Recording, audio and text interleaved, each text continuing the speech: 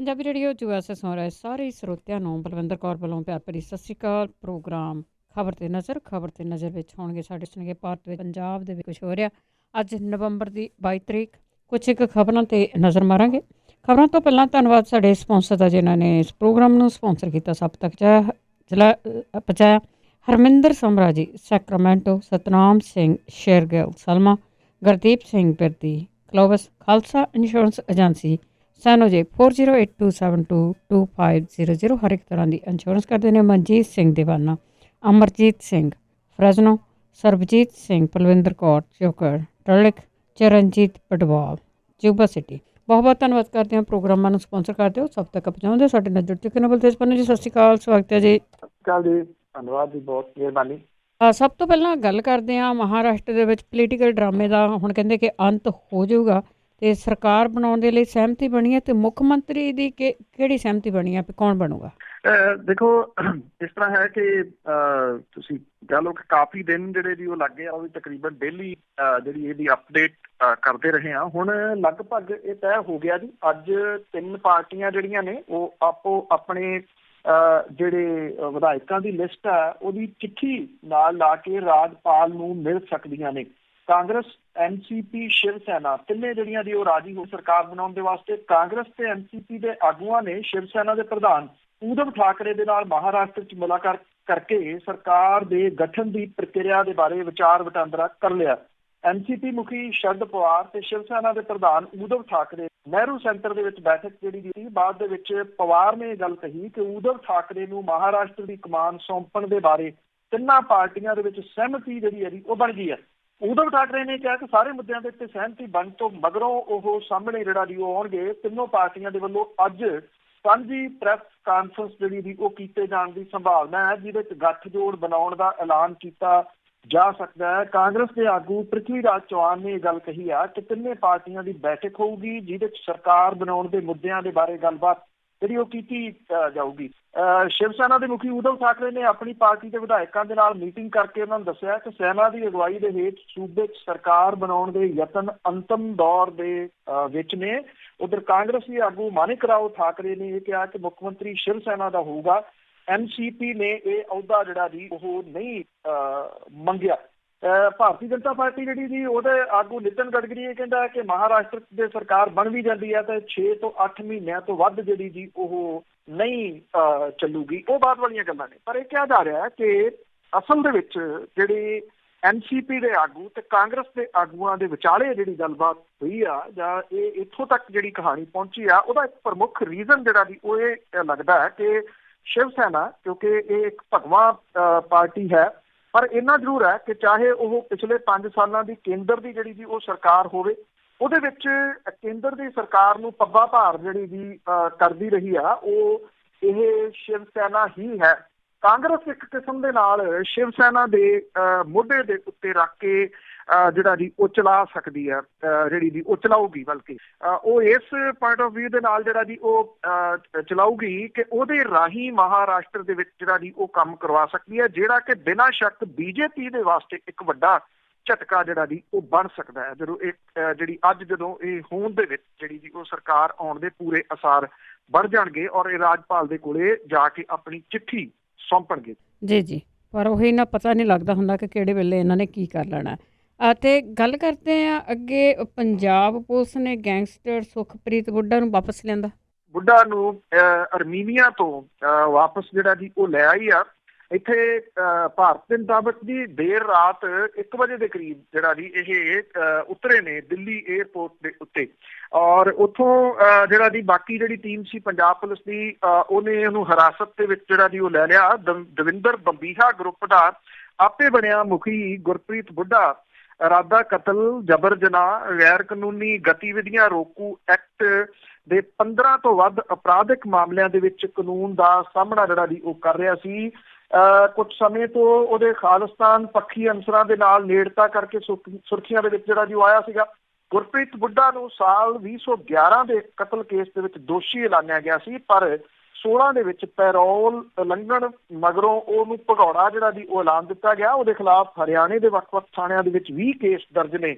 DGP ਦੇ ਅਨੁਸਾਰ ਅਖੀਰ ਉਹਨੂੰ ਜਿਹੜਾ ਸੀਗਾ ਉਹ ਅਰਮੀਨੀਆ ਦੇ ਵਿੱਚ ਲੱਭ ਲਿਆ ਗਿਆ, ਜਿਸ ਤੋਂ ਬਾਅਦ ਪੰਜਾਬ ਪੁਲਿਸ ਨੂੰ ਇੰਟਰਪੋਲ ਵੱਲੋਂ ਲੁੱਕਆਊਟ ਸਰਕੂਲਰ ਤੇ ਰੈੱਡ ਕਾਰਨਰ ਨੋਟਿਸ ਜਿਹੜਾ ਜੀ ਉਹ ਮਿਲਿਆ ਸੀਗਾ। ਅਰਮੀਨੀਆਈ ਪੁਲਿਸ ਨੇ 8 ਅਗਸਤ ਨੂੰ ਗੁਰਪ੍ਰੀਤ ਬੁੱਢਾ ਨੂੰ ਗ੍ਰਿਫਤਾਰ ਕਰ ਲਿਆ ਸੀਗਾ। ਇਸ ਤੋਂ ਬਾਅਦ ਯੂਰਪ ਦੇ ਵਿੱਚ ਕੁਝ ਖਾਲਿਸਤਾਨੀ ਪੱਖੀ ਵਿਅਕਤੀਆਂ ਨੇ ਗੁਰਪ੍ਰੀਤ ਬੁੱਢਾ ਦੀ ਗ੍ਰਿਫਤਾਰੀ ਦੇ ਬਾਰੇ ਫੇਸਬੁੱਕ ਦੇ ਉੱਤੇ ਇੱਕ ਅਪਡੇਟ ਪ੍ਰਕਾਸ਼ਿਤ ਕੀਤਾ ਸੀ, ਜਿਹਨੂੰ ਪੰਜਾਬ ਦੇ ਵਿੱਚ ਖਾਲਿਸਤਾਨ ਦੀ ਇੱਕ ਮਜ਼ਬੂਤ ਆਵਾਜ਼ ਜਿਹੜੀ ਜੀ ਉਹ ਕਿਹਾ ਗਿਆ ਸੀਗਾ। DGP ਨੇ ਦਾਅਵਾ ਇਹ ਕੀਤਾ ਕਿ ਗੈਂਗਸਟਰ ਗੁਰਪ੍ਰੀਤ ਬੁੱਢਾ ਨੇ ਇਸ ਤੋਂ ਪਹਿਲਾਂ ਨਾਭਾ ਜੇਲ੍ਹ ਦੇ ਅੰਦਰ ਕਤਲ ਕੀਤੇ ਡੇਰਾ ਸੱਚਾ ਸੌਦਾ ਦੇ ਕਾਰਕੁਨ ਮਨਿੰਦਰਪਾਲ ਬਿੱਟੂ ਦੇ ਖਾਤਮੇ ਲਈ ਆਪਣੇ ਫੇਸਬੁੱਕ ਅਕਾਊਂਟ ਤੇ ਜ਼ਿੰਮੇਵਾਰੀ ਜਿਹੜੀ ਜੀ ਇਹਨੂੰ ਪੁਲਿਸ ਜਿਹੜੀ ਆ ਜੀ ਉਹ ਪੰਜਾਬ ਪਹੁੰਚ ਗਈ ਹੋਈ ਆ, ਜਿਹੜਾ ਉਹ ਲੈ ਕੇ ਹੁਣ ਇੱਥੇ ਜਿਹੜੀ ਜੀ ਅਗਲੀ ਪੁੱਛਗਿੱਛ ਤੋਂ ਬਾਅਦ ਜਿਹੜੀ ਆ ਜੀ ਉਹ ਕਹਾਣੀ ਸਾਹਮਣੇ ਆਊਗੀ ਤੇ ਉਹ ਕੀ ਖੁਲਾਸੇ ਜਿਹੜੇ ਆ ਜੀ ਉਹ ਪੁਲਿਸ ਦੇ ਕੋਲੇ ਕਰਦਾ ਜੀ। ਤੇ ਅੱਗੇ ਗੱਲ ਕਰਦੇ ਹਾਂ, JNU ਦੇ ਜਿਹੜੇ ਵਿਦਿਆਰਥੀ ਆ ਉਹ ਆਪਣੇ ਹੱਕਾਂ ਦੇ ਲਈ ਲੜ ਰਹੇ ਆ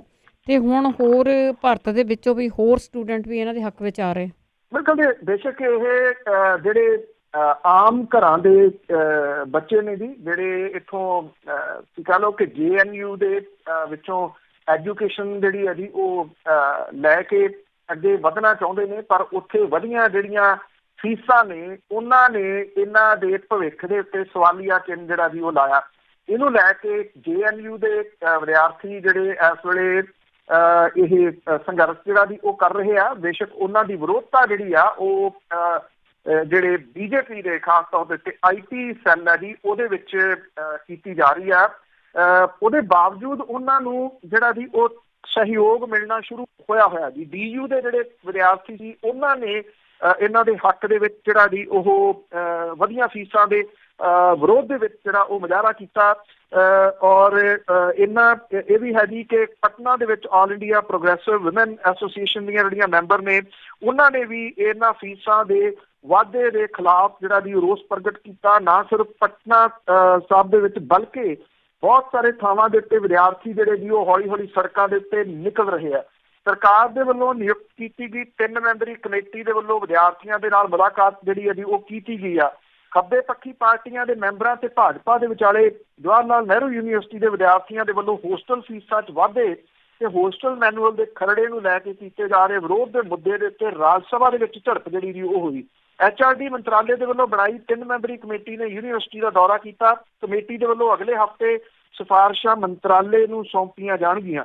ਰਾਜ ਸਭਾ ਦੇ ਵਿੱਚ ਸਿਫਰ ਕਾਲ ਦੇ ਦੌਰਾਨ CPI ਦੇ ਜਿਹੜੇ KK ਰਾਗੇਸ਼ ਨੇ ਇਹ ਮਾਮਲਾ ਉਠਾਇਆ ਤੇ ਅੰਦੋਲਨਕਾਰੀ ਵਿਦਿਆਰਥੀਆਂ ਦੇ ਖਿਲਾਫ ਪੁਲਿਸ ਕਾਰਵਾਈ ਜਿਹੜੀ ਹੈ ਜੀ ਉਹ ਹੋਈ ਆ ਉਹਦੇ ਜਿਹੜੀ ਜਾਂਚ ਦੀ ਮੰਗ ਕੀਤੀ। ਇਸ ਤੋਂ ਬਾਅਦ ਭਾਜਪਾ ਦੇ ਪ੍ਰਭਾਤ ਝਾਅ ਨੇ JNU ਕੈਂਪਸ ਦੇ ਵਿੱਚ ਸਵਾਮੀ ਵਿਵੇਕਾਨੰਦ ਦੇ ਬੁੱਤ ਦੀ ਬੇਅਦਬੀ, ਵਿਦਿਆਰਥੀਆਂ ਦੁਆਰਾ ਕਥਿਤ ਭਾਰਤ ਵਿਰੋਧੀ ਨਾਅਰੇਬਾਜ਼ੀ ਕਰਨ ਦਾ ਮੁੱਦਾ ਜਿਹੜਾ ਜੀ ਉਠਾਇਆ ਔਰ ਕੇਂਦਰ ਸਰਕਾਰ ਤੋਂ JNU ਦੀਆਂ ਗਤੀਵਿਧੀਆਂ ਤੇ ਨਿਗਰਾਨੀ ਕਰਨ ਦੀ ਮੰਗ ਜਿਹੜੀ ਜੀ ਉਹ ਕੀਤੀ। ਗੱਲ ਇਹਨਾਂ ਨੂੰ ਜਿਹੜਾ ਜੀ ਉਹ ਪੁੱਛੋ ਲੈ ਦੂਜੇ ਪਾਸੇ ਵੱਲ ਨੂੰ ਜਾਂਦੇ ਨੇ। ਮਾਮਲਾ ਵਧੀਆਂ ਹੋਈਆਂ ਫੀਸਾਂ ਦਾ ਤੇ ਉੱਥੇ ਲੱਗਣ ਵਾਲੇ ਨਾਅਰੇ ਜਿਹੜੇ ਆ ਜੀ ਉਹਦੀ ਗੱਲ ਕਰਦੇ ਨੇ। ਮੰਨ ਲਓ ਜੇ ਨਾਅਰੇ ਜਿਹੜੇ ਲੱਗੇ, ਹਾਲਾਂਕਿ ਜਿਹੜੇ ਉਹ ਨਾਅਰੇ ਲਾਉਂਦੇ ਆ ਜਿਹੜੀ ਉਹ ਆਜ਼ਾਦੀ ਦੀ ਗੱਲ ਕਰਦੇ ਉਹ ਬਾਰ-ਬਾਰ ਜਿਹੜੇ ਜੀ ਸਾਹਮਣੇ ਆ ਚੁੱਕੇ, ਉਹ ਗਰੀਬੀ ਤੋਂ ਆਜ਼ਾਦੀ ਦੀ ਗੱਲ ਕਰਦੇ ਆ, ਉਹ ਜਾਤ ਪਾਤ ਤੋਂ ਆਜ਼ਾਦੀ ਦੀ ਗੱਲ ਜਿਹੜੀ ਜੀ ਉਹ ਕਰਦੇ ਆ। ਮੰਨ ਲਓ ਜੇ ਨਾਅਰੇ ਲੱਗਦੇ ਆ ਕੀ ਉਹਦਾ ਜਵਾਬ ਜਿਹੜਾ ਜੀ ਉਹ ਫੀਸਾਂ ਵਧਾ ਕੇ ਦਿੱਤਾ ਜਾਂਦਾ?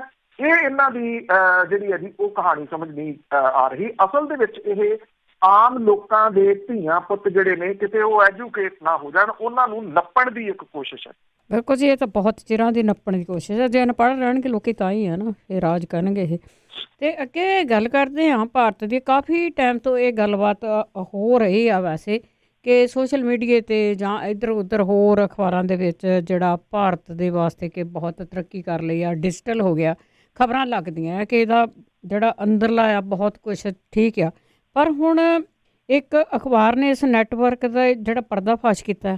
ਐਕਚੁਅਲੀ ਜੀ ਇਹ ਕੈਨੇਡਾ ਦੇ ਵਿੱਚੋਂ ਜਿਹੜੀ ਹੈ ਜੀ ਉਹ ਖਬਰ ਇੱਥੇ ਤੱਕ ਜਿਹੜੀ ਜੀ ਵੱਡੇ ਪੱਧਰ ਦੇ ਉੱਤੇ ਫੈਲੀ ਹੋਈ ਆ ਇਸ ਵੇਲੇ ਕਿ CBC ਜਿਹੜਾ ਅਦਾਰਾ ਬਹੁਤ ਵੱਡਾ ਕੈਨੇਡਾ ਦਾ ਉਹਨੇ ਜਿਹੜੀ ਆ ਜੀ ਇਹ ਪ੍ਰਮੁੱਖਤਾ ਦੇ ਨਾਲ ਵੱਡੇ ਪੱਧਰ ਦੇ ਉੱਤੇ ਜਿਹੜੀ ਜੀ ਉਹ ਛਾਪੀ ਆ ਇਹ ਸਾਰੀ ਕਿ ਭਾਰਤ ਦੇ ਵੱਲੋਂ ਆਪਣੀ ਬੱਲੇ ਬੱਲੇ ਕਰਾਉਣ ਵਾਲੀਆਂ ਫਰਜ਼ੀ ਖਬਰਾਂ ਵਾਲੇ ਨੈਟਵਰਕ ਜਿਹੜੇ ਜੀ ਉਹ ਸਥਾਪਿਤ ਕੀਤੇ ਹੋਏ ਆ।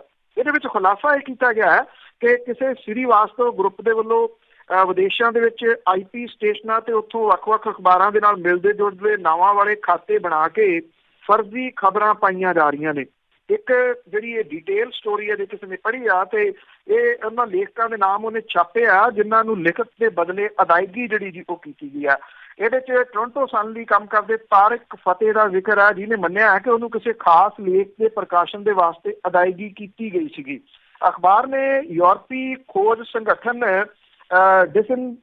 ਫੋਲੈਪ ਦੇ ਹਵਾਲੇ ਦੇ ਨਾਲ ਇਹ ਗੱਲ ਕਹੀ ਹੈ ਕਿ ਭਾਰਤ ਦੇ ਵੱਲੋਂ ਕੌਮਾਂਤਰੀ ਪੱਧਰ ਦੇ ਉੱਤੇ ਆਪਣੀ ਬੱਲੇ ਬੱਲੇ ਕਰਾਉਣ ਤੇ ਸੱਚ ਨੂੰ ਝੂਠ ਤੇ ਝੂਠ ਨੂੰ ਸੱਚ ਵਜੋਂ ਪ੍ਰਚਾਰਨ ਦੇ ਵਾਸਤੇ 65 ਦੇਸ਼ਾਂ ਦੇ ਵਿੱਚ 265 ਫਰਜ਼ੀ ਨਿਊਜ਼ ਸਾਈਟਾਂ ਬਣਾ ਕੇ ਉਹਨਾਂ ਦੇ ਫਰਜ਼ੀ ਖਬਰਾਂ ਤੇ ਫੋਟੋਆਂ ਪਾ ਕੇ ਬਾਹਰ ਰਹਿੰਦੇ ਲੋਕਾਂ ਨੂੰ ਗੁੰਮਰਾਹ ਕਰਨ ਦੇ ਯਤਨ ਜਿਹੜੇ ਜੀ ਉਹ ਕੀਤੇ ਜਾ ਰਹੇ ਆ। ਇਸ ਰਿਪੋਰਟ ਦੇ ਵਿੱਚ ਇਹ ਵੀ ਦਾਅਵਾ ਕੀਤਾ ਗਿਆ ਕਿ ਇਹਨਾਂ ਫਰਜ਼ੀ ਖਾਤਿਆਂ ਚੋਂ 12 ਖਾਤੇ ਕੈਨੇਡਾ ਦੀ ਪਹਿਚਾਣ ਵਾਲੇ ਆ, ਜਿਹੜੇ ਕਿ ਦਿੱਲੀ ਦੇ ਕਿਸੇ ਸ੍ਰੀਵਾਸਤਵ ਗਰੁੱਪ ਦੇ ਵੱਲੋਂ ਐਡਮਿੰਟਨ ਦੇ ਪਤੇ ਦੇ ਉੱਤੇ ਜਿਹੜਾ ਜੀ ਉਹ ਚਲਾ ਰਹੇ ਆ। ਇਹਨਾਂ ਖਾਤਿਆਂ ਦੇ ਨਾਮ ਕੈਨੇਡਾ ਦੇ ਮਸ਼ਹੂਰ ਅਦਾਰਿਆਂ ਦੇ ਨਾਲ ਮਿਲਦੇ ਜੁਲਦੇ ਰੱਖੇ ਗਏ ਆ। Toronto Evening Telegram, Toronto Mail, Quebec Telegraph, Times of New Brunswick ਵਰਗੇ ਨਾਮ ਜਿਹੜੇ ਜੀ ਉਹ ਰੱਖੇ ਗਏ ਆ। ਇਸ ਰਿਪੋਰਟ ਦੇ ਮੁਤਾਬਕ ਅਕਸਰ ਹਰ ਨੈਟਵਰਕ ਖਾਤੇ 'ਚੋਂ ਇਸ਼ਤਿਹਾਰਾਂ ਦੇ ਰਾਹੀਂ ਕਮਾਈ ਕੀਤੀ ਜਾਂਦੀ ਹੈ, ਪਰ ਸਾਰੇ ਖਾਤਿਆਂ 'ਚ ਕੋਈ ਇਸ਼ਤਿਹਾਰ ਸ਼ਾਇਦ ਇਸ ਕਰਕੇ ਨਹੀਂ ਪਾਇਆ ਗਿਆ ਤਾਂ ਕਿ ਲੋਕ ਸਿਰਫ ਖਬਰਾਂ ਦੇ ਵੱਲ ਜਿਹੜਾ ਜੀ ਉਹ ਧਿਆਨ ਦੇਣ। ਇਹਦੇ ਜਿਹੜੇ ਅਦਾਰੇ ਦੇ ਕਾਰਜਕਾਰੀ ਨਿਰਦੇਸ਼ਕ ਨੇ ਅਲੈਗਜ਼ੈਂਡਰ ਅਲਫਲ, ਉਹਨੇ ਇਹ ਕਿਹਾ ਕਿ ਇਹ ਖਾਤੇ 2010 ਤੋਂ ਜਿਹੜੇ ਸੀਗੇ ਜੀ ਉਹ ਬਣਨੇ ਸ਼ੁਰੂ ਜਿਹੜੇ ਸੀ ਉਹ ਹੋਏ, ਔਰ ਜਿਨ੍ਹਾਂ ਦਾ ਉਦੇਸ਼ ਆਪਣੀ ਬੱਲੇ ਬੱਲੇ ਕਰਾਉਣਾ ਤੇ ਗੁਆਂਢੀ ਦੇਸ਼ ਨੂੰ ਜਿਹੜਾ ਦੀ ਉਹ ਭੰਡਣਾ ਸੀਗਾ। ਇਹ ਰਿਪੋਰਟ ਇਹ ਵੀ ਕਹਿੰਦੀ ਆ ਕਿ ਉਹੀ ਸ੍ਰੀਵਾਸਤਵ ਗਰੁੱਪ ਹੈ ਜਿਹਨੇ ਪਿਛਲੇ ਮਹੀਨੇ ਯੂਰਪ ਦੇ ਸੱਜੇ ਪੱਖੀ ਸੰਸਦ ਮੈਂਬਰਾਂ ਦੇ ਗਰੁੱਪ ਦੇ ਕਸ਼ਮੀਰ ਦੌਰੇ ਦਾ ਪ੍ਰਬੰਧ ਕਰਾਇਆ ਸੀ ਔਰ ਉਹਨਾਂ ਦੀ ਪ੍ਰਧਾਨ ਮੰਤਰੀ ਦੇ ਨਾਲ ਮੀਟਿੰਗ ਜਿਹੜੀ ਜੀ ਉਹ ਕਰਵਾਈ ਸੀ। ਇਹ ਕਿਉਂਕਿ ਜਿਹੜੀ ਆ ਸਰਕਾਰ ਆ ਜੀ ਉਹਨੇ 2 ਦਿਨ ਪਹਿਲਾਂ ਹੀ ਅਜੇ ਲੋਕ ਸਭਾ ਦੇ ਵਿੱਚ ਇਹ ਕਿਹਾ ਕਿ ਇਸ ਦੌਰੇ ਦੇ ਨਾਲ ਸਰਕਾਰ ਦਾ ਕੋਈ ਲੈਣਾ ਦੇਣਾ ਨਹੀਂ ਸੀਗਾ, ਉਹ ਤਾਂ ਪ੍ਰਾਈਵੇਟ ਤੌਰ ਦੇ ਉੱਤੇ ਜਿਹੜਾ ਜੀ ਉਹ ਮਿਲਣ ਆਏ ਸਨ ਜਾਂ ਉਹਨਾਂ ਨੇ ਪ੍ਰਾਈਵੇਟ ਤੌਰ ਦੇ ਉੱਤੇ ਜੰਮੂ ਕਸ਼ਮੀਰ ਦੇ ਵਿੱਚ ਜਾਣ ਦੀ ਗੱਲ ਆਖੀ ਸੀ। ਉਹ ਪ੍ਰਾਈਵੇਟ ਤੌਰ ਦੇ ਉੱਤੇ ਆਏ ਸਨ, ਪਰ ਜੇ ਇੱਥੋਂ ਕਿਸੇ ਰਾਜਨੀਤਿਕ ਵਿਅਕਤੀ ਨੇ ਜਾਣਾ ਤੇ ਉਹਨੂੰ ਜਿਹੜੀ ਹੈ ਜੀ ਉਹ ਪਰਮਿਸ਼ਨ ਸੁਪਰੀਮ ਕੋਰਟ ਤੱਕ ਲੈਣੀ ਜਿਹੜੀ ਜੀ ਤੋਂ ਪੈ ਰਹੀ ਹੈ। ਭਾਵ ਕਿ ਜਿਹੜੇ ਖਾਤੇ ਚਲਾਉਣ ਵਾਲੇ ਨੇ ਉਹਨਾਂ ਦੀ ਅਪਰੋਚ ਜਿਹੜੀ ਹੈ ਜੀ ਉਹ ਡਾਇਰੈਕਟ ਕਿੰਨੀ ਆ, ਉਹ ਇਹਦੇ ਤੋਂ ਇਸ ਦੌਰੇ ਤੋਂ ਤੁਸੀਂ ਅੰਦਾਜ਼ਾ ਲਾ ਸਕਦੇ ਹੋ। ਬਹੁਤ ਜ਼ਿਆਦਾ ਬਾਹਰਲੀਆਂ ਕੰਟਰੀਆਂ ਦੇ ਵਿੱਚ ਘੁਸਪੈਠ ਇਹਨਾਂ ਦੀ ਹੋ ਰਹੀ ਹੈ ਜੀ, ਬਹੁਤ ਜ਼ਿਆਦਾ ਦਖਲਅੰਦਾਜ਼ੀ ਇਹ ਕਰ ਰਹੇ ਆ ਭਾਰਤ ਨੂੰ ਉੱਚਾ ਚੱਕਣ ਦੇ ਲਈ, ਪਰ ਆਰਥਿਕ ਤੌਰ 'ਤੇ ਉੱਚਾ ਚੱਕਣ ਦੀ ਬਹੁਤ ਜ਼ਰੂਰਤ ਹੈ। ਅੱਗੇ SGPC ਦੀ ਜੇ ਗੱਲ ਕਰੀਏ ਤਾਂ ਉੱਥੇ ਵੀ ਘਿਓ ਦਾ ਘਪਲਾ ਸਾਹਮਣੇ ਆਇਆ ਤੇ ਪ੍ਰਧਾਨ ਨੇ ਕਿਹਾ ਵੀ ਜਿਹਨੇ ਗੱਲ ਚੱਕੀ ਆ ਉਸ ਦੇ ਉੱਤੇ ਕੇਸ ਕਰਾਂਗੇ। ਬਿਲਕੁਲ ਜੀ, ਇਹ ਆ ਕਿ ਬਜਾਏ ਇਹਦੇ ਕਿ ਇਸ ਘਪਲੇ ਦਾ ਜਿਹੜਾ ਜੀ ਉਹ ਪਤਾ ਲਾਇਆ ਜਾਵੇ, ਇਹ ਦੂਜੇ ਪਾਸੇ ਨੂੰ ਗੱਲ ਜਿਹੜੀ ਜੀ ਉਹ ਤੋੜ ਦਿੱਤੀ ਗਈ ਹੈ। ਇਹ ਵੀ ਸੱਚਾਈ ਆ। ਐਕਚੁਅਲੀ ਇੱਕ ਮਨਪ੍ਰੀਤ ਮੰਨਾ ਨੇ ਜਿਹਨੇ ਇਹ ਮਨਦੀਪ ਸਿੰਘ ਮੰਨਾ ਮਾਫ ਕਰਨਾ ਉਹਨੇ ਜਿਹੜਾ ਜੀ ਇਹ ਮਾਮਲਾ ਅਸਲ 'ਚ ਚੁੱਕਿਆ ਔਰ ਇਹ ਰਿਐਲਿਟੀ ਹੈ ਕਿ ਜਿਹੜੀ ਇੱਕ ਬਾਹਰ ਨਵੀਂ ਸਰਾਂ ਬਣੀ ਆ ਉਹ ਵੀ ਠੇਕੇ ਤੇ ਬਣਵਾਈ ਗਈ ਆ ਔਰ ਜਿਹੜਾ ਇੱਕ ਲੰਗਰ ਹਾਲ ਦੀ ਜਿਹੜੀ ਐਕਸਪੈਂਡ ਕੀਤੀ ਜਾ ਰਹੀ ਬਿਲਡਿੰਗ ਆ ਉਹ ਵੀ ਠੇਕੇ ਦੇ ਉੱਤੇ ਜਿਹੜੀ ਜੀ ਉਹ ਬਣਵਾਈ ਜਾ ਰਹੀ ਹੈ, ਜਦੋਂ ਕਿ ਪਹਿਲਾਂ ਉਹਦਾ ਕਰੋੜਾਂ ਰੁਪਈਏ ਦਾ ਠੇਕਾ ਜਿਹਨੂੰ ਦਿੱਤਾ ਗਿਆ ਸੀਗਾ ਉਹਦਾ ਪਤਾ ਨਹੀਂ ਲੱਗ ਰਿਹਾ ਜੀ ਹੁਣ ਕਿ ਉਹ ਕਿੱਥੇ ਆ। ਉਹ ਵੀ ਇਹ ਕਿਹਾ ਜਾ ਰਿਹਾ ਕਿ ਉਹ ਬਾਦਲ ਪਰਿਵਾਰ ਦਾ ਨੇੜਲਾ ਸੀਗਾ ਜਿਹਨੂੰ ਇਹ ਠੇਕਾ ਦਿੱਤਾ ਗਿਆ ਸੀਗਾ। ਵੈਸੇ ਅਜੇ ਇਹ ਮਾਮਲਾ ਜਿਹੜਾ ਜੀ ਉਹ ਚੱਲੀ ਜਾਂਦਾ ਹੈ ਕਿ 11 ਕਰੋੜ ਰੁਪਈਆ ਜਿਹੜਾ ਲਾਇਆ ਗਿਆ ਸੀਗਾ ਦੀਵਾਨ ਬਣਾਉਣ ਦੇ ਉੱਤੇ ਸੁਲਤਾਨਪੁਰ ਲੋਧੀ ਦੇ ਵਿੱਚ, ਉਹਦੀ ਕੀ ਲੋੜ ਸੀ, ਕਿਉਂਕਿ ਉਹ ਜਦੋਂ ਬਿੱਡ ਲਈ ਗਈ ਸੀ ਇਹ ਕਿਹਾ ਗਿਆ ਕਿ 2 ਤੋਂ 2.5 ਕਰੋੜ ਰੁਪਈਏ ਦਾ ਉਹ ਕੰਮ ਸੀਗਾ, ਪਰ ਦਿੱਲੀ ਤੋਂ ਫਰਮ ਲਿਆ ਕੇ 11 ਕਰੋੜ ਰੁਪਈਏ ਦਾ ਜਿਹੜਾ ਜੀ ਉਹ ਕੰਟਰੈਕਟ ਦਿੱਤਾ ਗਿਆ। 11 ਕਰੋੜ ਕਿੱਥੇ ਲੱਗ ਗਿਆ ਜੀ, ਕਿਉਂਕਿ 11 ਕਰੋੜ ਬਹੁਤ ਵੱਡਾ ਅਮਾਊਂਟ ਹੈ ਜੀ, ਸੰਗਤ ਦਾ ਪੈਸਾ ਸੀਗਾ ਜੀ, ਉਹ ਰੋੜ ਦਿੱਤਾ। ਹੁਣ ਇਹ ਪਤਾ ਲੱਗਿਆ ਹੈ ਕਿ ਜਿਹੜਾ ਇੱਥੇ ਘਿਓ ਦਾ ਘਪਲਾ ਗੁਰੂ ਰਾਮਦਾਸ ਲੰਗਰ ਦੇ ਵਿੱਚ ਜਿਹੜਾ ਜੀ ਉਹ ਸਾਹਮਣੇ ਆ ਰਿਹਾ। ਮਿਲਕਫੈਡ ਦੇ ਜਿਹੜਾ MD ਹੈ ਜੀ ਉਹ ਕਹਿੰਦਾ ਕਿ ਇਹਦੀ ਜਾਂਚ ਦੇ ਆਦੇਸ਼ ਜਿਹੜੇ ਉਹ ਦਿੱਤੇ ਗਏ ਆ। ਮਿਲਕਫੈਡ ਦਾ MD ਕਹਿੰਦਾ ਕਿ ਦੇਸੀ ਘਿਓ ਭਰਨ ਤੇ ਪੈਕ ਕਰਨ ਦੀ ਪ੍ਰਕਿਰਿਆ ਜਿਹੜੀ ਹੈ ਜੀ ਉਹ ਆਟੋਮੈਟਿਕ ਹੈ, ਇਹਦੇ ਵਿੱਚ ਗਲਤੀ ਦੀ ਗੁੰਜਾਇਸ਼ ਜਿਹੜੀ ਹੈ ਜੀ ਉਹ ਨਹੀਂ ਹੈ, ਕਿਉਂਕਿ ਦੋਸ਼ ਇਹ ਲੱਗਿਆ ਆ ਕਿ ਜਿਹੜਾ ਮੰਨ ਲਓ ਕਿਲੋ ਦਾ ਡੱਬਾ ਜੀ ਉਹ 'ਚ ਕਿਲੋ ਨਹੀਂ ਹੈਗਾ, ਉਹਦੇ 'ਚ 1.25 ਕਿਲੋ ਜਾਂ ਇਦੋਂ ਵੀ ਜਿਹੜਾ ਜੀ ਉਹ ਘੱਟ ਹੈ, ਪੈਸੇ ਜਿਹੜੇ ਆ ਜੀ ਉਹ ਕਿਲੋ ਦੇ ਆ। ਇਹ ਮੈਂ ਤੁਹਾਨੂੰ ਉਹਦਾ ਕਹਿ ਰਿਹਾ ਜੀ ਸਿੰਬੋਲਿਕ ਰੂਪ ਦੇ ਵਿੱਚ, ਕਿਉਂਕਿ ਉੱਥੇ ਤੋਂ ਵੱਡੇ ਜਿਹੜੇ ਡਰਮ ਨੇ ਉਹਨਾਂ ਦੇ ਹਿਸਾਬ ਦੇ ਨਾਲ ਆਉਂਦਾ। ਜੇ ਇੰਨਾ ਘੱਟ ਜਿਹੜਾ ਜੀ ਉਹ 10 ਕਿਲੋ ਵਾਲਾ ਮੰਨ ਲਓ ਉਹ 8 ਦੇ ਕਰੀਬ ਜਿਹੜਾ ਜੀ ਉਹ ਕਿਹਾ ਜਾ ਰਿਹਾ, ਪੈਸੇ ਜਿਹੜੇ ਆ ਜੀ ਉਹ 10 ਕਿਲੋ ਦੇ ਆ। ਇਹ ਕਰੋੜਾਂ ਰੁਪਈਏ ਦਾ ਘਿਓ ਜਿਹੜਾ ਜੀ ਉੱਥੇ ਲੱਗਦਾ। ਆਦੇਸ਼ ਇਹ ਕਿਹਾ ਗਿਆ ਕਿ ਹਾਲਾਂਕਿ ਉਹ ਕਹਿੰਦੇ ਕਿ ਆਟੋਮੈਟਿਕ ਭਰਦਾ ਜੀ ਇਹ। ਹੁਣ ਆਟੋਮੈਟਿਕ ਜਿਹੜਾ ਆ ਜੀ ਮਸ਼ੀਨ ਨੂੰ ਤਾਂ ਸੈੱਟ ਕਰਨਾ ਹੁੰਦਾ ਨਾ, ਤੁਸੀਂ ਆਟੋਮੈਟਿਕ ਕਿਹੜਾ ਵੀ ਜੇ ਤੁਸੀਂ ਮਸ਼ੀਨ ਨੂੰ ਸੈੱਟ ਕਰੋਗੇ ਤੇ ਉਹ ਹੋਣੀ ਨਹੀਂ। ਮਸ਼ੀਨਾਂ ਤਾਂ ਸੈੱਟ ਜਿਹੜੀਆਂ ਜੀ ਉਹ ਵੋਟਾਂ ਵਾਲੀਆਂ ਹੋਈਆਂ ਪਈਆਂ ਕਿ ਕਿੱਥੇ ਪਾਉਣੀ ਤੇ ਜਾਣੀ ਜਿਹੜੀ ਉਹ ਕਿੱਧਰ ਨੂੰ ਆ। ਇਹ ਅੱਖਾਂ ਪੂੰਝਣ ਵਾਲੀ ਜਿਹੜੀ ਜੀ ਉਹ ਗੱਲ ਹੈ। ਇਹ ਕਿਹਾ ਗਿਆ ਜੀ ਕਿ ਇਹ ਜਿਹੜੀ ਗੁਰੂ ਰਾਮਦਾਸ ਲੰਗਰ ਦੇ ਵਿੱਚ ਸਪਲਾਈ ਹੁੰਦੀ ਆ, ਇਹ ਨਿਰਧਾਰਿਤ ਵਜਨ ਤੋਂ ਘੱਟ ਜਿਹੜਾ ਜੀ ਉਹ ਵਜਨ ਭੇਜਿਆ ਜਿਹੜਾ ਜੀ ਉਹ ਜਾ ਰਿਹਾ। ਔਰ ਇਹ ਕਿਹਾ ਗਿਆ ਕਿ ਇੱਕ ਸਹਿਕਾਰੀ ਅਦਾਰੇ ਦੇ ਕੋਲੋਂ ਖਰੀਦਿਆ ਜਾਂਦਾ ਹੈ। ਇਹਦੇ ਸੰਬੰਧੀ ਟੈਂਡਰ ਦੇ ਰਾਹੀਂ ਜਿਹੜਾ ਦੇਸੀ ਘਿਓ ਦੀ ਸਪਲਾਈ ਦਾ ਆਰਡਰ ਦਿੱਤਾ ਹੋਇਆ। ਹਰੇਕ ਟੀਮ ਦੇ ਵਿੱਚ 15 ਕਿਲੋ ਦੇਸੀ ਘਿਓ ਹੁੰਦਾ, ਪਰ ਇਹ ਘੱਟ ਜਿਹੜਾ ਜੀ ਉਹ ਭੇਜਿਆ ਜਾ ਰਿਹਾ। ਇਹ ਕਿਹਾ ਗਿਆ ਕਿ ਇਸ ਸਭ ਕਾਸੇ ਦੀ ਅਣਦੇਖੀ ਕਰਕੇ ਇਹਨੂੰ ਟੈਂਡਰ ਜਿਹੜਾ ਜੀ ਉਹ ਦਿੱਤਾ ਗਿਆ। ਟੈਂਡਰ ਕਿਉਂ ਜਿਹੜਾ ਜੀ ਉਹ ਦਿੱਤਾ ਗਿਆ ਉਹ ਪਤਾ ਹੀ ਹੈ ਜੀ ਕਿ ਅੰਦਰ ਖਾਤੇ ਮਿਲ ਮਿਲਾ ਕੇ ਜਿਹੜਾ ਜੀ ਉਹ ਇਹ ਦਿੱਤਾ ਗਿਆ। ਬਜਾਏ ਇਹਦੇ ਸ਼੍ਰੋਮਣੀ ਕਮੇਟੀ ਇਹਦੀ ਜਾਂਚ ਕਰਾਵੇ ਜਾਂ ਜਿਹੜੇ 11 ਕਰੋੜ ਰੁਪਈਆ ਜੀ ਉਹਦਾ ਜਵਾਬ ਦੇਵੇ। ਜਿਹੜੇ ਇਹਦੇ ਪ੍ਰਧਾਨ ਨੇ ਗੋਬਿੰਦ ਸਿੰਘ ਲੌਂਗੋਵਾਲ, ਉਹ ਇਹ ਕਹਿੰਦੇ ਆ ਕਿ ਇਹ ਸਿੱਖ ਸੰਸਥਾ ਨੂੰ ਬਦਨਾਮ ਕਰਨ ਦੇ ਵਾਸਤੇ ਜਿਹੜਾ ਜੀ ਇਹ ਕੀਤਾ ਜਾ ਰਿਹਾ। ਇਹ ਵੀ ਕਿਹਾ ਇਹ ਜਿਹੜੇ ਦੋਸ਼ ਲਾਉਣ ਵਾਲੇ ਆ ਉਹਨਾਂ ਦੇ ਖਿਲਾਫ ਕਾਨੂੰਨੀ ਕਾਰਵਾਈ ਜਿਹੜੀ ਦੀ ਉਹ ਕੀਤੀ ਜਾਊਗੀ।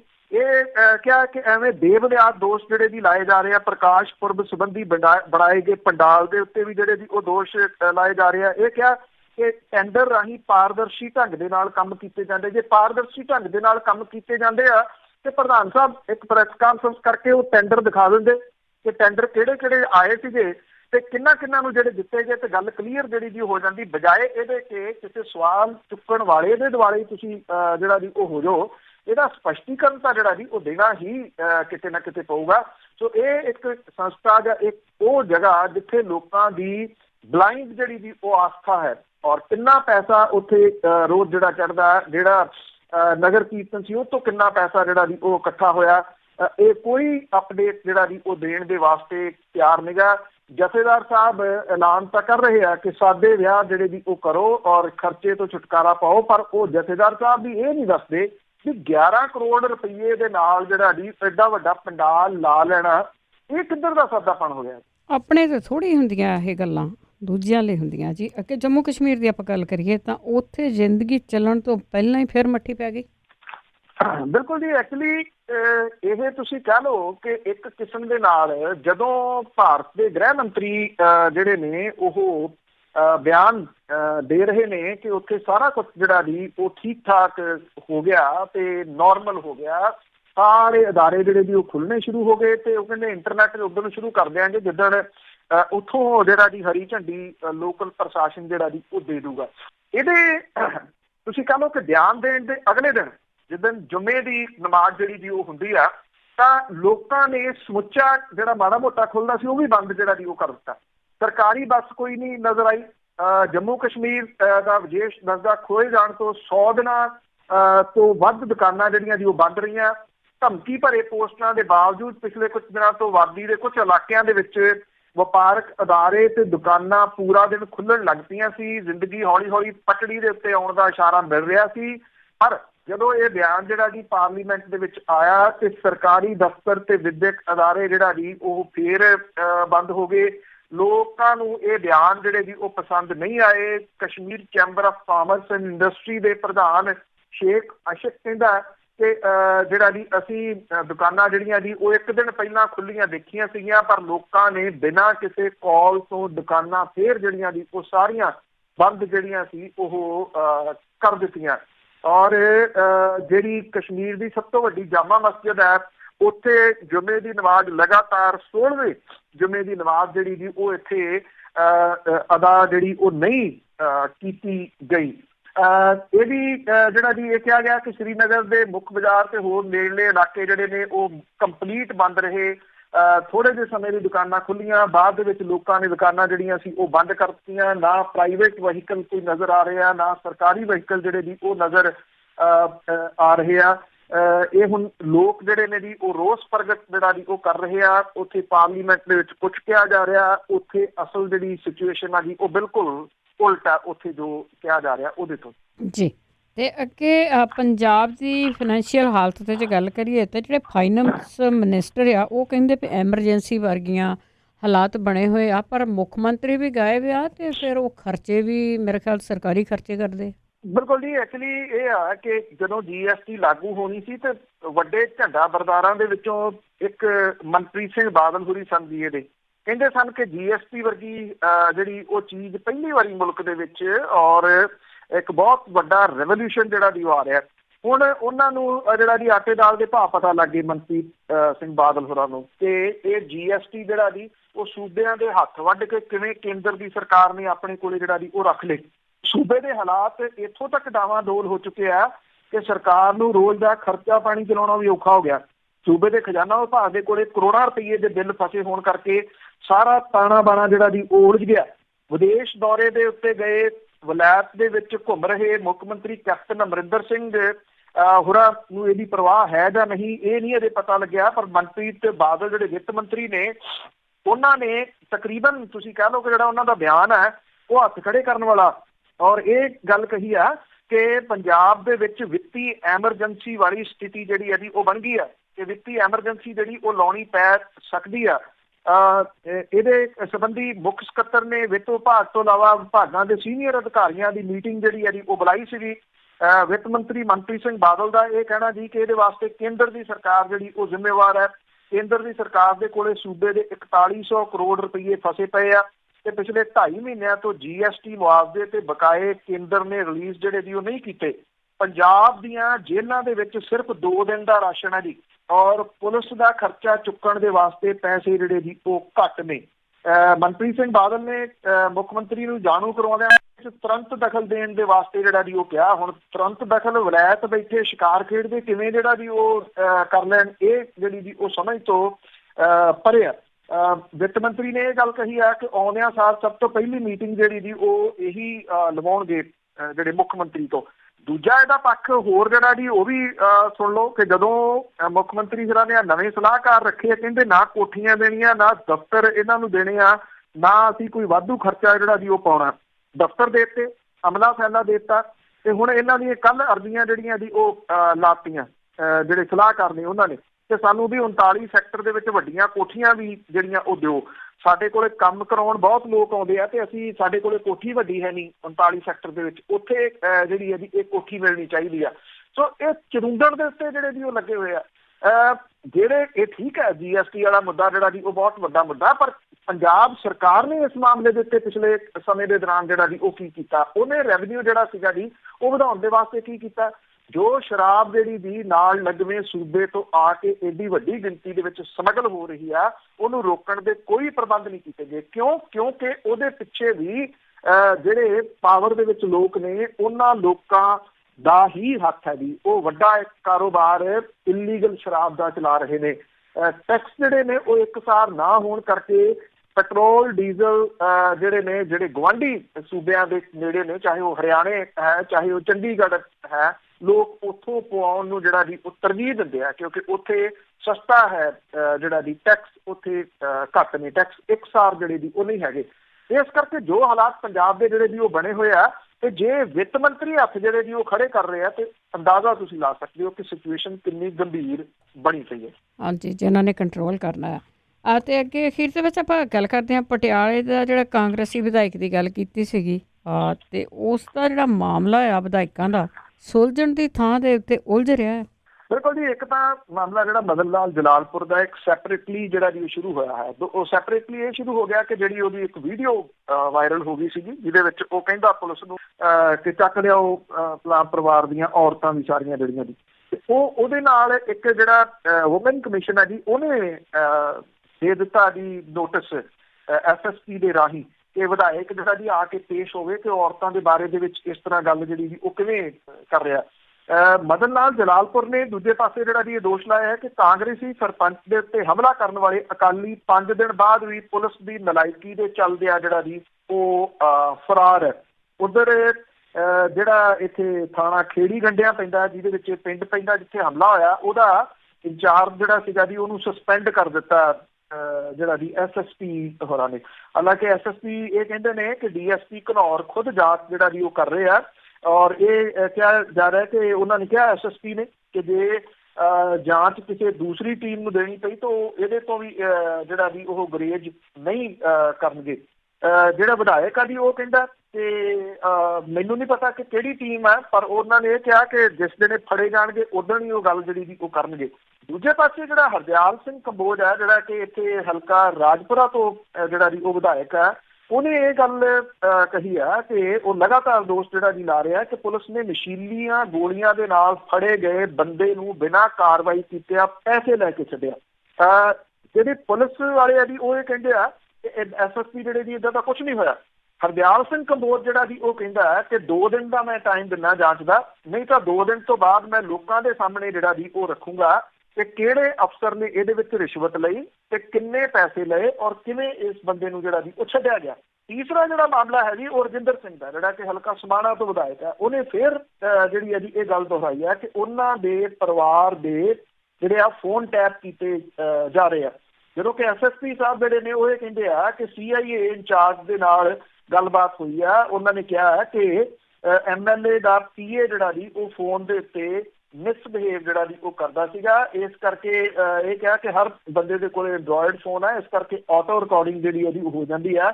ਇਹ ਕਿਹਾ ਕਿ ਇੰਚਾਰਜ ਨੇ PA ਦੇ ਮਿਸਬਿਹੇਵ ਦੀ ਰਿਕਾਰਡਿੰਗ ਵੀ MLA ਨੂੰ ਜਿਹੜੀ ਹੈ ਜੀ ਉਹ ਸੁਣਾਈ ਆ। ਫੋਨ ਟੈਪ ਕਰਨ ਦਾ ਸਵਾਲ ਹੀ ਪੈਦਾ ਜਿਹੜਾ ਵੀ ਉਹ ਨਹੀਂ ਹੁੰਦਾ। ਇਹ ਵੀ ਕਿਹਾ ਕਿ ਫੋਨ ਟੈਪ ਜਿਹੜਾ ਵੀ ਕਰਨਾ ਇਹਦੀ ਮਨਜ਼ੂਰੀ ਲੈਣੀ ਪੈਂਦੀ ਆ ਤੇ ਇੱਕ ਇਹ ਲੰਬੀ ਪ੍ਰਕਿਰਿਆ ਹੈ, ਇਸ ਕਰਕੇ ਫੋਨ ਜਿਹੜੇ ਜੀ ਉਹ ਟੈਪ ਨਹੀਂ ਹੋ ਰਹੇ। ਇਹ ਮਾਮਲਾ ਜਿਹੜਾ ਜੀ ਅਜੇ ਪਟਿਆਲੇ ਦੇ ਵਿੱਚ ਜਿਹੜਾ ਜੀ ਉਹ ਸੀਮਿਤ ਆ। ਇਹ ਕਿਹਾ ਜਾ ਰਿਹਾ ਹੈ ਕਿ ਜਿਹੜੇ ਹੈਗੇ ਨੇ ਨਾਰਾਜ਼ ਜਾਂ ਜਿਨ੍ਹਾਂ ਨੂੰ ਨਿਰਾਸ਼, ਜਿਨ੍ਹਾਂ ਨੂੰ ਅਹੁਦੇ ਨਹੀਂ ਮਿਲੇ, ਉਹ ਕਿਤੇ ਨਾ ਕਿਤੇ ਇਕਜੁੱਟਤਾ ਵੱਲ ਨੂੰ ਜਿਹੜਾ ਜੀ ਉਹ ਵੱਧ ਸਕਦੇ ਆ ਪੰਜਾਬ ਦੇ ਵਿੱਚ। ਇਹ ਦੇਖਿਆ ਜਾਵੇ ਤਾਂ ਜੀ ਜਿੰਨੇ ਇਹ ਵਿਧਾਇਕ ਨੇ ਕਾਂਗਰਸ। ਜੀ ਬਹੁਤ ਬਹੁਤ ਧੰਨਵਾਦ ਬਲਤੇਜ ਪੰਨੂ ਜੀ। ਮਿਹਰਬਾਨੀ ਜੀ, ਧੰਨਵਾਦ। ਸਤਿ ਸ਼੍ਰੀ ਅਕਾਲ। ਸਤਿ ਸ਼੍ਰੀ ਅਕਾਲ ਜੀ। ਤੇ ਸਰੋਤੇ ਸਨ ਬਲਤੇਜ ਪੰਨੂ ਜੋ ਸਾਡੇ ਨਾਲ ਜੁੜਦੇ ਨੇ, ਕਰਦੇ ਨੇ ਖਬਰਾਂ। ਹੁਣ ਇਸੇ ਦੇ ਨਾਲ ਸਾਡਾ ਅੱਜ ਦਾ ਬੁਲਟਨ ਇੱਥੇ ਸਮਾਪਤ। ਬਲਵਿੰਦਰ ਕੌਰ ਵੱਲੋਂ ਵੀ ਆਪ ਸਭ ਨੂੰ ਪਿਆਰ ਭਰੀ ਸਤਿ ਸ਼੍ਰੀ ਅਕਾਲ।